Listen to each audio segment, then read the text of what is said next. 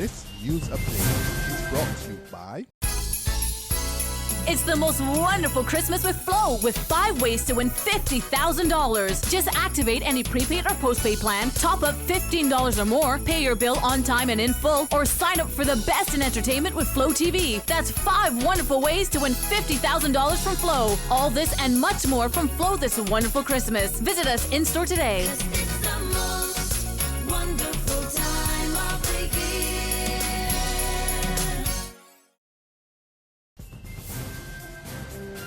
It's Tuesday, December the 20th, 2016, and this is your Barbados Today afternoon update. I'm Emmanuel Joseph. Thanks for joining us. We begin with a declaration from the Minister of Health, John Boyce, that medical practitioners be always held accountable for their actions. Boyce made this strong position clear while speaking at a press briefing this morning to launch the publication of a code of conduct and ethics for the medical profession. He said it's important that medical practitioners are informed of the expectations of the medical council which governs them and of acceptable behaviors. A standard of conduct acceptable to the Medical Council, the Barbados Association of Medical Practitioners, the University of the West Indies, and the wider public must be maintained by practicing physicians. This can only be done through adherence to a set of rules and principles that the Council considers significant and fundamental to successful operation. As Minister of Health, I would like to see more documents of this kind governing the conduct of providers and recipients of health care in Barbados. For example, a code of conduct for nursing care in Barbados and a code of conduct for paramedical disciplines which complement our health care system. And especially in the case of paramedicals, we are finding that more and more we are getting requests from paramedical practitioners of many different disciplines seeking membership of our paramedical council. And Chairman of the Medical Council, Dr. Charles Edwards, says the Code of Conduct contains a chart of rights for patients and also outlines how doctors must deal with the disabled. Observance of the principles in this Code of Conduct is particularly important when dealing with the sick or disabled people and their relatives, who in their time of need may be anxious and vulnerable to exploitation, abuse, or neglect. The principles of ethical conduct by the medical professions are usually summarized as being guided by beneficence, non-malfeasance, autonomy, and justice. It is therefore appropriate that this document be introduced with a chart of patients' rights adopted by the Medical Council of Barbados.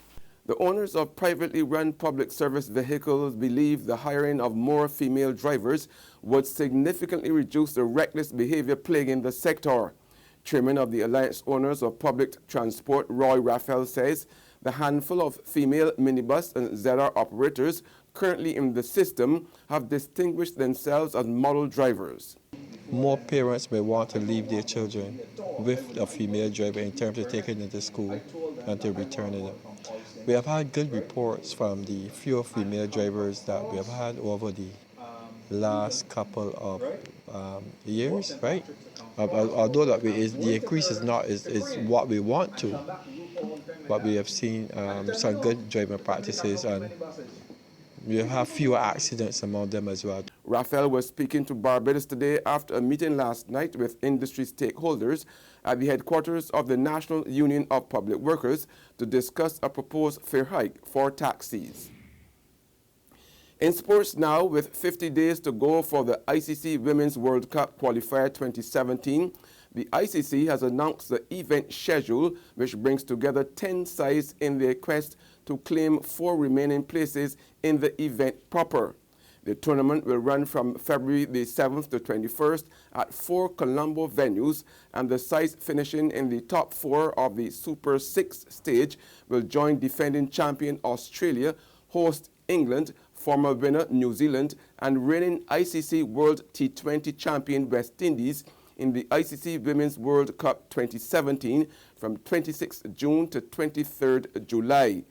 Asian champions and former World Cup finalists India leads Group A, which also includes Sri Lanka, Ireland, Zimbabwe, and Thailand, while South Africa has Group B, which comprises Pakistan, Bangladesh, Scotland, and Papua New Guinea. There's regional and international news after this short break. But Maisie, this Christmas will be the best Belgian Christmas for we. Maisie, it is all because Republic Bank just like Santa Claus. Maisie, fix up the kitchen and a new TV we getting. A special time to commemorate. Republic will help you celebrate. Get ready to celebrate 50 years of independence right through to the best Bajan Christmas ever with a Make It Happen loan of up to $50,000 from Republic Bank. Give your home a good old Bajan spruce up, buy some new furniture and appliances, or take an after-holiday trip to visit loved ones over and away. You could also be one of our lucky winners to share in fabulous prizes. Just visit any branch to apply. Go to republicbarbados.com or call us at 227-2700. We're also available via Skype and FaceTime. Special conditions apply. In Bajan style, it will be great with Republic Bank. Republic Bank, we're the one for you.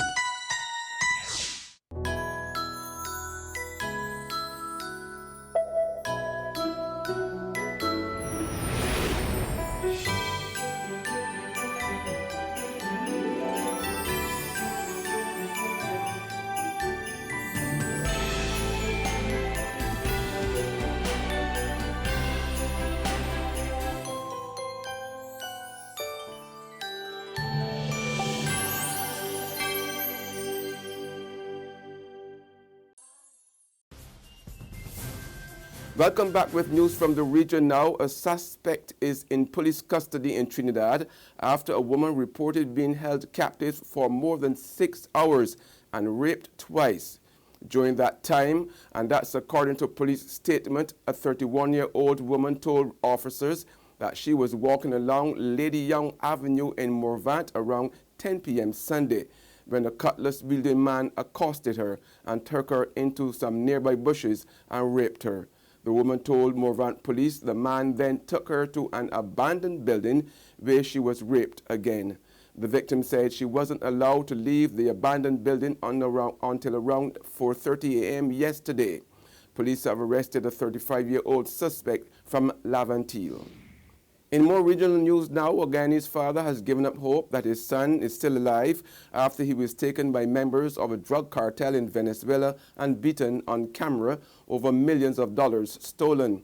We warn our viewers that some of the scenes we are about to show you may not be suitable for all audiences. In a disturbing video leaked to Nightly News, a 32-year-old Guyanese man of North Unveiled is captured by Venezuelan drug dealers and beaten over $28 million of stolen drugs money.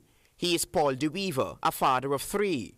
His father, Andrew DeWeaver, told Nightly News that his son left for Venezuela at least 2 months ago. He said he saw the video on the 17th of November of his son being beaten. He believes that his son is being made a scapegoat. It appears as though, well, we keep hearing some, one time you hear 8 million, next time you hear 28 million. A share millions you hear you're talking about. That he took or that the... It's not the car we're hearing, he left as ransom for wherever they take. They probably, whoever gone with it, say we'll be coming back, yes man, and wait till by the time we come back. I don't know how they do the arrangement. It is still not clear if local investigators are aware of the matter, but one source said that the drug cartel has been in constant contact with the man's wife here in Guyana. The source told Nightly News that the woman has all the details surrounding the stolen $28 million from the Venezuelan cartel. On the international scene, German police said today that a Pakistani asylum seeker arrested on suspicion of killing 12 people by mowing through a Berlin Christmas market in a truck may not be the attacker, and the real perpetrator could still be on the run. The truck smashed into wooden huts serving mulled wine and sausages at the foot of the Kaiser Wilhelm Memorial Church, one of the West Berlin's most famous landmarks, at about 8 p.m. on Monday. 48 people were injured, 18 severely. News of the arrest of the 23-year-old Pakistan led politicians in Germany and beyond to demand a crackdown on immigration. That's news and sports, but for the very latest, visit our website at www.barbadostoday.bb. Also subscribe to our e-paper email updates and like us on Facebook. We are also on Izumi Media in bus terminals or screenplay at supermarkets and gas stations near you, as well as Channel 99 on Flow TV and Mix 96.9 FM. I'm Emmanuel Joseph. Have a fantastic day.